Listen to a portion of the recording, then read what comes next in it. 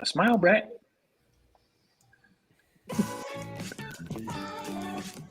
Welcome to Real Scoop Live, a show for pool chemistry enthusiasts where we talk about all the coolest chemistry stuff you never knew you wanted to know.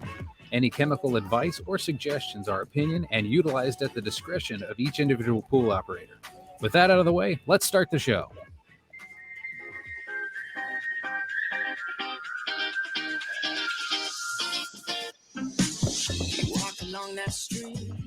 Have you guys missed that music as much as I have? Yeah, I didn't know I did until just then. Yeah, me either. It's on my computer, so I hear it. So,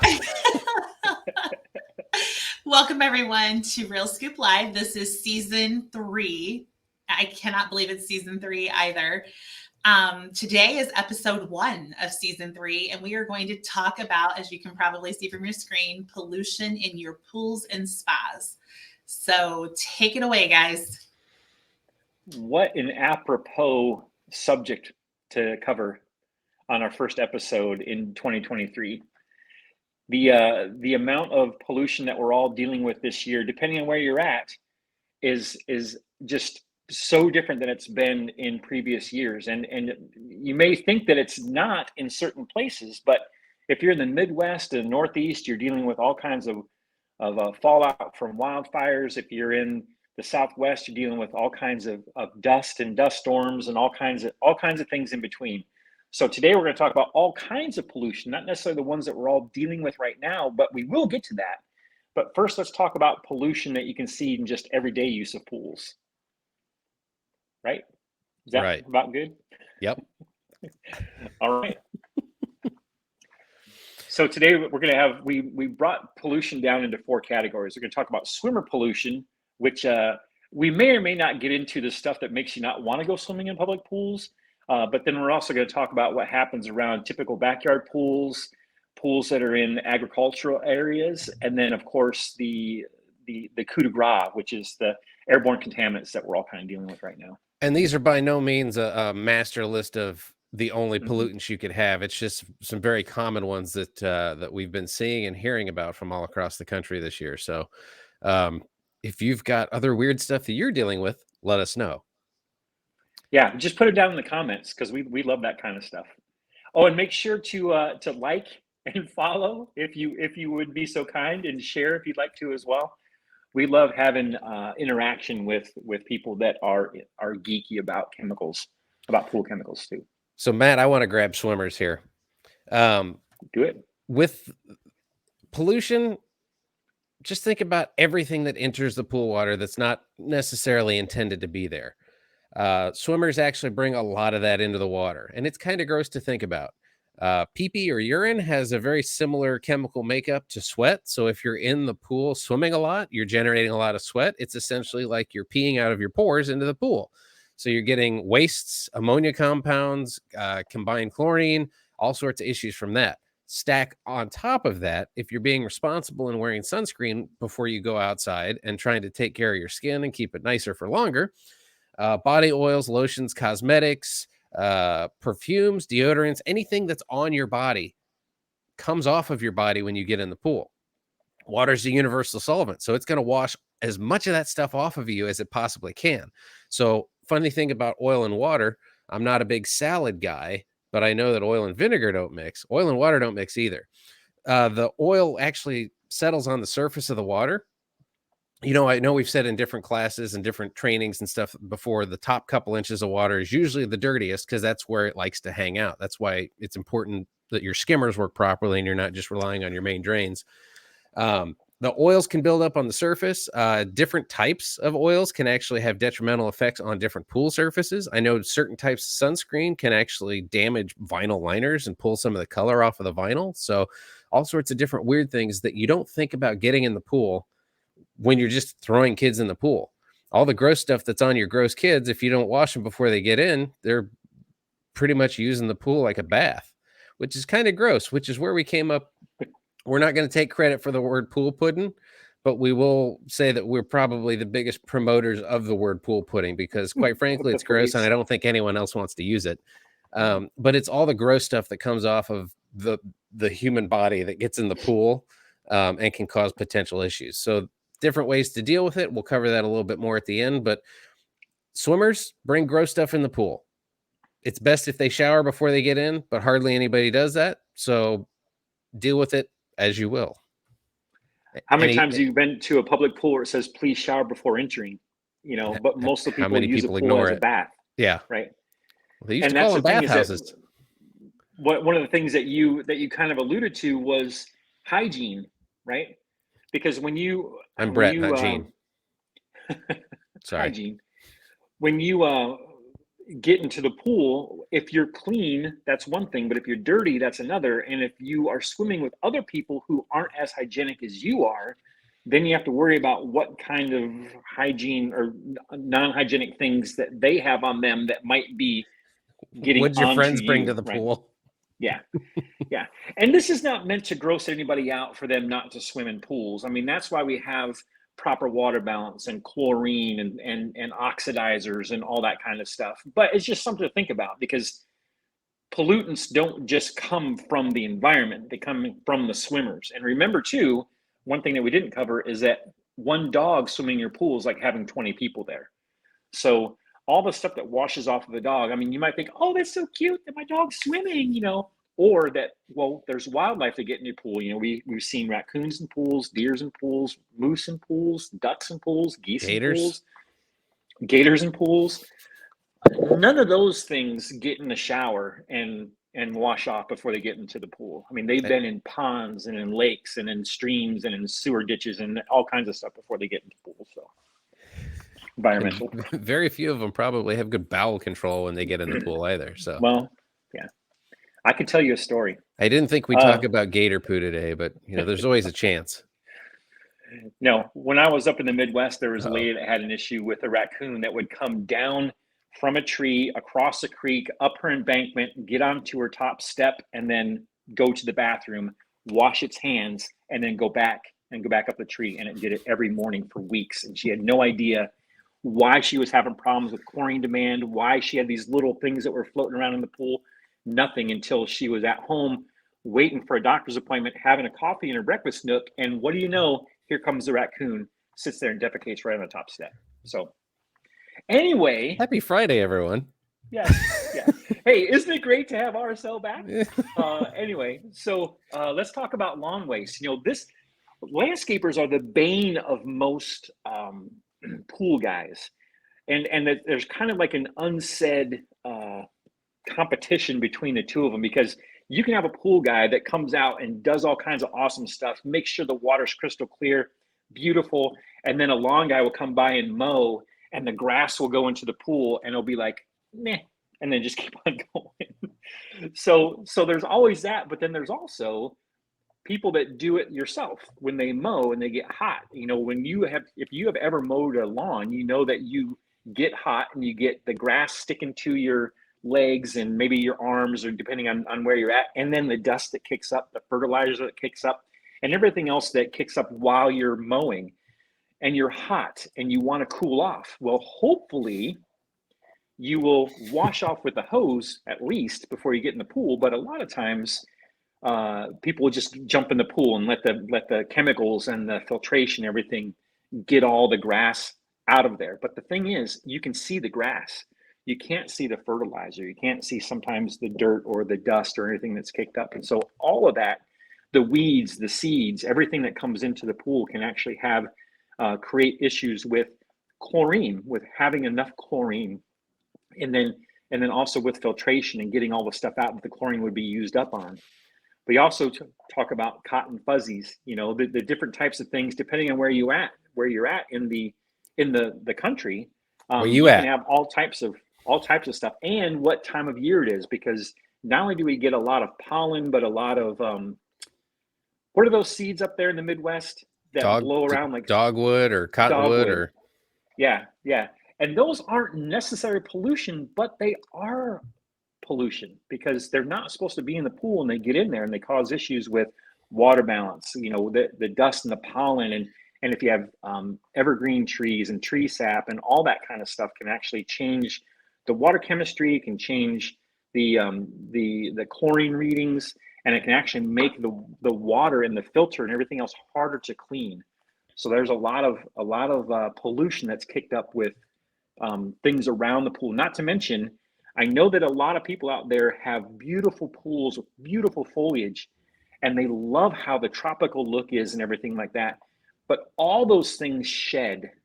And so all the stuff that sheds typically will go either in the pool or on top of the pool or around the deck. And then when it rains, all that stuff comes in. And that's, I think, one of the next things we're going to talk about, because rain has a big, big deal with what it does to the pools. Yep. And one last thing, bunch of calls this year, tech calls about hazy pools where the culprit actually wasn't water chemistry. It was actually an overabundance of dogwood fuzzies floating around. They landed on the surface of the water. They got sucked into the skimmer and essentially made a carpet of fuzzy on top of the filter media, so bad that they had to take the lid off and use like a kitty litter scoop to scoop the fuzzies off and leave the sand in place, because it was reducing how well the filter could filter and causing clarity issues. So it may not be a direct chemical problem, but it could actually impact equipment as well. I know pine needles inside an impeller that can reduce the flow. I was just going to say that. Yeah. And they're not hard to get out. You just have to know where to look or know to look, because it could sound like it's running fine, but if it's not moving enough water, you're not getting the filtration you need. The water quality is not there.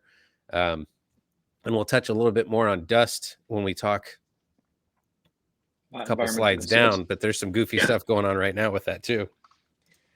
I can speak to that too. That I had a couple calls this year where it seemed like trying to get the water balance, that the technicians were beating their head against the wall. And the thing is that the water was perfectly balanced. I mean, everything pointed to having a clear pool. And what ended up happening was the impeller was full. And so you know that the pump is running as the speed that it's supposed to, but it's not bringing in any water. So it literally was not getting filtered. So that's the thing about water chemistry, is that you can have everything right to have a clear pool, but if the hydraulics aren't right, if your filtration isn't right, or if someone's not running their pump long enough, then essentially you're not going to have beautiful water, even though the water's balanced. You know, you need all those things working together. Fertilizers and agriculture. Now, this affects different parts of the country in different ways. And really, your proximity to this is what's going to determine if it's a big thing, but not always the case, because depending on the fertilizers that are used, some are phosphate based, some are nitrate based, some are ammonia based. All that stuff gets into the environment. And the fun thing about the environment is it goes different places. So if you notice this picture I took from a field in Indiana, they were actually using ammonia to fertilize the field. That can get into the atmosphere. And I'm going to, not to bury the lead, but it's up in the air. When it rains, the rain collects it and can drop it down on top of other things. Same kind of thing with phosphate-based or nitrate-based fertilizers. It can get kicked up into the air. You don't think about all of the stuff that actually is in the air, because for the most part, it looks fairly clear. But it's just a vessel to hold other things. If there's enough wind, it'll stay up in the air. So not to mention chemtrails. Yeah, well, that's for the Real Scoop Live After Dark, when we get into conspiracy theories and weird stuff like that. We go live at 1 a.m. Yes. We won't tell you what day, though. You got to find it. Yeah. So that's just one thing. If you're around agriculture, or it's not too far off from you, you're probably going to be dealing with some fallout from that, and it might affect how you have to take care of your water chemistry. Algae is a plant. So all these fertilizers that are used to make plants grow makes algae grow too. Next slide. Well, the thing about it is that when you're talking about that, not only you're talking about runoff, but you're also talking about what gets in the aquifer. And then I was in Arkansas, Missouri, and Illinois a couple weeks back, and I can't tell you how many of the planes that fly, the crop dusters that I saw were crazy. Now I know that those guys are very adept at what they do, and they don't do it real high, they do it real low. But if you're around any crops like that, because we have a lot of people in the Midwest and really in the Great Plains that use our products that call us about this exact thing. And so if it's windy and they're doing it, if it rains right after they do it, if you have runoff, if you're using well water, all those things, when you're dealing with nitrates and ammonia and phosphates, those can be differing degrees of difficulty to get rid of. Phosphates, when you use stuff like Revive, actually you can get those out pretty readily. But when you're dealing with ammonia, that's much harder. And nitrates you can't treat. So if you have high nitrates, then you really have to drain some water out because of the strain it puts on the chlorine. So there are nitrate test strips available through your local distribution center that you can test for the nitrates. And typically, I think this is probably a proper place to put this segment, Brett. That if you have, depending on who you talk to, anywhere between 0 and 5, you're pretty much okay. The more past 5 you are, the worse it gets. And so if you're up into the 15 parts per million, 20 parts per million or higher, then it's really something to consider to drain some water out if you can, because the amount of chlorine that you're going to need, the amount of all types of chlorine, not just tabs, but liquid and cal hypo and shock products, are exponentially higher in order to do the exact same thing if you have very low or 0 nitrates. So it'd be like if you typically use a gallon of liquid to take care of your pool, you're taking a third of that gallon, throwing it in the pool, and then throwing the rest of it in the trash because it's just not working for you. Right. Airborne contaminants. This kind of ties a lot of what we talked about previously in all here, because if it gets in the air, it can get into your pool. Like we mentioned previously, rain is not your friend in these instances, because if it's in the air as the rain drops down, it essentially is working like a flock, grabbing all the contaminants that are in the air and dropping them down to the bottom. The bottom, unfortunately, is the surface of the earth or your pool. So now you got all that junk that was in the air in your pool. So rain can be a mixed bag, specifically with goofy stuff that's going on right now. So this will timestamp this one in history when we're recording it, but there are pretty substantial wildfires going on in Canada right now that are actually blowing smoke and ash down into the United States. And from what we've read, it's going to keep happening throughout the summer because there isn't enough manpower, staff, or resources to actually put out how many of these fires there are. So they're just going to let them burn and take care of the populated areas. What that means is we'll have periods of nice, clear blue skies when the wind isn't blowing towards us. But throughout the summer, we can have periods of really hazy, cloudy. Like it was so bad a couple weeks ago, it was kind of red in the sky. It looked mean and angry. And we had people as far as Kentucky saying that they were having issues with this stuff blowing down from Canada. Well, just remember those pictures that we saw from New York City and how there was an orange hue for like 7 to 10 days and how terrible it was when this first started. I think people are kind of used to that, and the orange has gone away, but the haze is still very prevalent in the Northeast right now. And what happened here in the Midwest, at least where I am in Indiana, is we had really aggressive storms a couple days in a row, and that actually cleared the skies out, so it looked nice and blue. But that stuff just didn't disappear.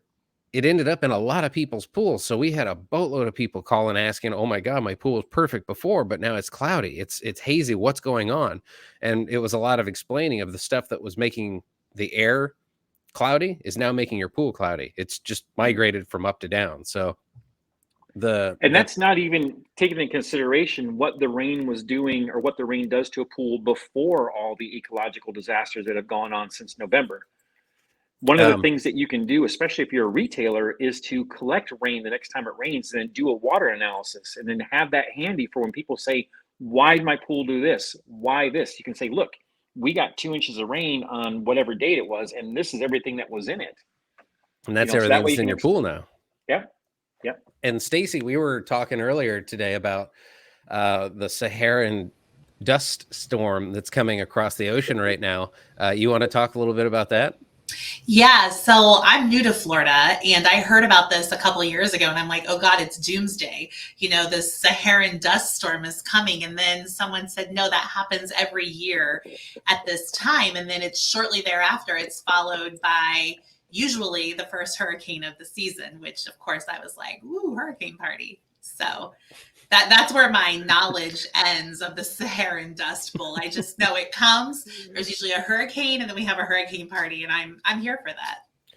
So essentially, So dust you can tell storms. that you're new to Florida if the first thing you hear about hurricane is hurricane party, because there's a lot of hurricanes that aren't hurricane parties, right? Yeah.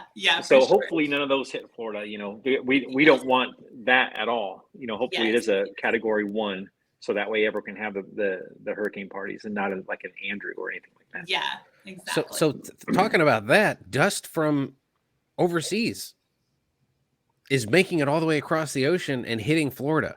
It hit Texas a couple years ago too, didn't it, Matt?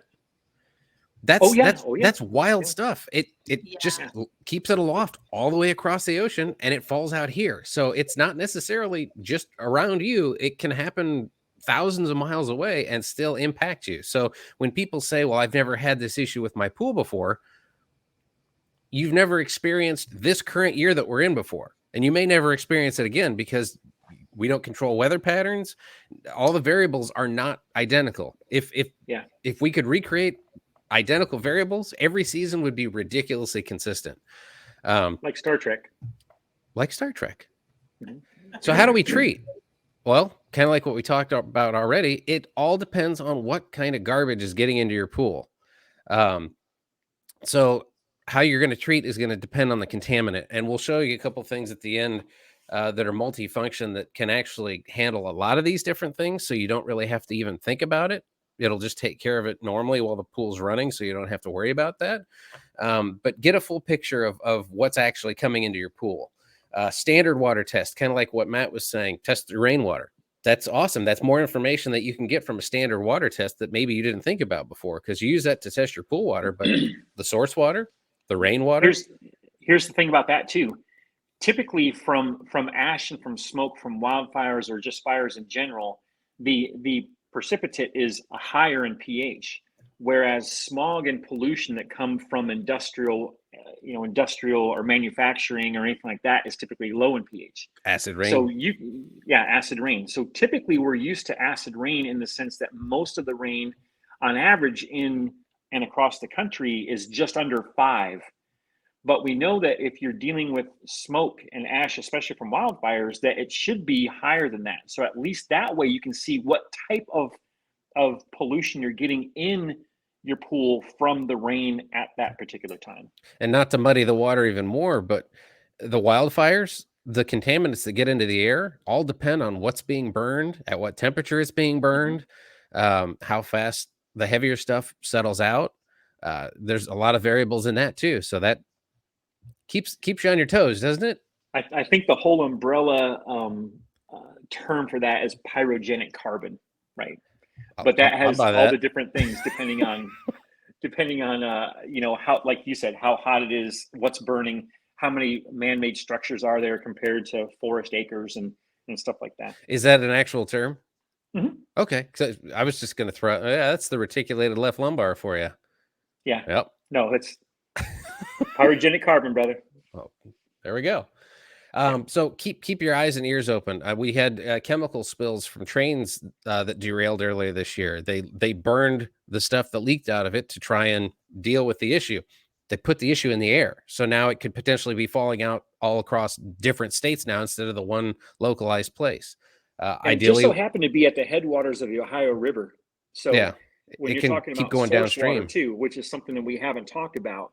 When you have 30 million Americans getting most of their drinking water from the Ohio River basin, you have to worry about, well, what's in your fill water, right? Yeah. What are you putting in your pool when you put the hose in, or when the automated fill happens, right? Agriculture, like we said, try and find out what they're using or how they're doing it. Could just be as easy as driving through the field and seeing a giant tank like I did. They use different chemicals at different parts of the season. They use different chemicals for dry seasons versus wet seasons. You can do a little, ask a farmer, talk to a farmer, go meet your farmer friends. Well, I still can. Well, no, they'll be around. We're always going to need farmers. Yep. And then treat accordingly. So essentially find out as much information as you can and then make it your educated decisions from there. If it's a reoccurring problem, it's probably going to happen. If it's reoccurring, it's already happening again. But if these contaminants get in there, you're probably still going to deal with these contaminants on a fairly regular basis. So your treatment plan, instead of troubleshooting, you can roll that into a proactive program and try and stay ahead of it. So this was something that we actually put together a couple years ago to help out with the wildfires out in the Northwest when they were going on. Was that 2 or 3 years ago? We were getting, it's been 2 years ago, 3 years ago, 4 years ago. It Yeah. seems like. unfortunately, but they were getting Yeah. fallout from those in New York, all the way across the country. So again, it affects a lot of different places. What's happening with the smoke and the contaminants, it all depends on what's being burned. So the main thing, we did like a little cocktail here of Revive Weekly, which can actually take out inorganics, so phosphates, scaling carbonates, stray metals, other junk like that, and works as a really good rock and clarifier / stain and scale / metal remover. And then Ezyme Pro to actually work on the organics. So any of the stuff that maybe imparts oils or organic waste in the water, this can actually help break it down to its base components so it can either off gas or get filtered out. This may not be the only thing you need to take care of your pool if you've got contaminants coming in there, but this is absolutely going to help every single pool that's got junk going in there. This is a little heavier dose if you've got contaminants going in there. You can also use other products like OxySplash to help break down organics. You can use Easy Pool programs like Easy Pool and Pepper, actually proactively try and break this stuff down so you don't have to deal with those issues quite as much. It's trying to stay ahead of the issues before they have a chance to build up. If you've got questions or dealing with specific issues, please reach out. We're always happy to help troubleshoot. And that's where we get a lot of the ideas for what we talk about on these shows, because we've had a lot of people calling about this specific issue over the last week or so. And it's from areas that we were kind of surprised that it was making it as far down or as far out from Canada as it is. Yeah. So please just keep in touch, yell if you need help with anything. Matt, did you have any Well, I was send just off? going to say that, I mean, you might think that when you're in Wisconsin and Northern Illinois and even in Iowa and Minnesota, that you're not going to be affected by the wildfires in Ontario, but yet we know that there's Sahara dust storms that are coming across the whole ocean. So yes, you're still going to have issues that come when you don't even think that you should. Yep. So if you want to be reactive, you can. The Ezyme Pro and the Revive Weekly can be used as troubleshooting products, but it's better to be proactive. So that way you can get rid of all the contaminants that you can before it rains or before you have a dust storm or before you have a party and all kinds of stuff. So they're great products. They're chlorine resistant. They're available everywhere across the country. So if you have any kind of issues like that, find it locally. Yeah. I think that's it. Let's wrap it up. That's definitely more than the 15 to 20 minutes that we shoot for, but this is an important topic because there's many things that we're all dealing with this year that we haven't been dealing with in the past. And so if you can have these tools in your pocket to be able to fix these pools in your tool bag or in your chemical bag, then that way you can have not only an easier pool if it's your pool, but you can also have easier pools if it's on your route, if you're a pool professional. So thank you so much for joining us. With that, I will say goodbye. Brett and Stacy, if you guys want to say anything, we're good to go. All right. Have fun. Thanks for joining us. We'll see you guys next week. All right. You walk along that street, talking nervously. Closer won't be long.